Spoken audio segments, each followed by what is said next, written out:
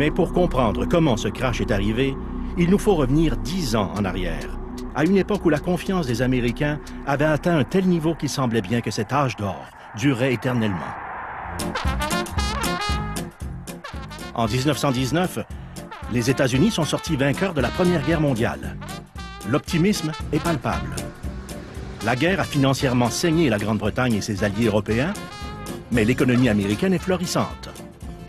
Partout dans le monde, on danse sur les grands succès américains.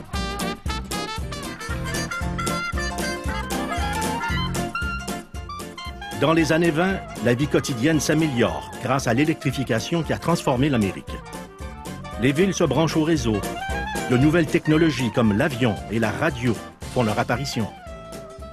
Des produits jadis de luxe sont désormais d'usage commun. L'industrie automobile est en plein essor, alors que les gens affluent pour s'acheter une nouvelle Ford ou une Chrysler. Une ère de prospérité sans fin semble avoir débuté.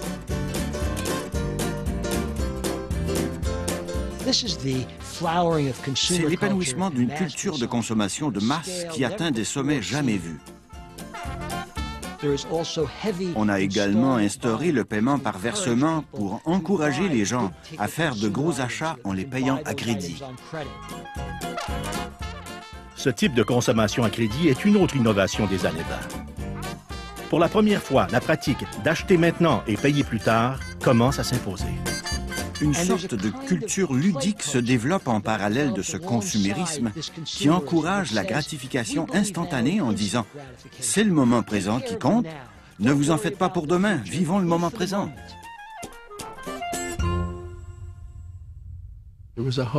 C'était une toute nouvelle idéologie qui annonçait une nouvelle ère économique où chaque Américain avait le droit inné de devenir riche.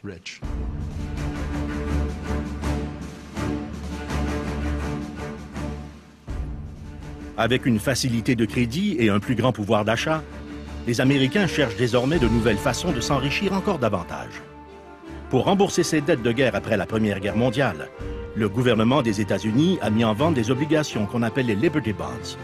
C'était une façon d'emprunter l'argent des citoyens qui, en retour, recevaient des intérêts sur la valeur de ces obligations.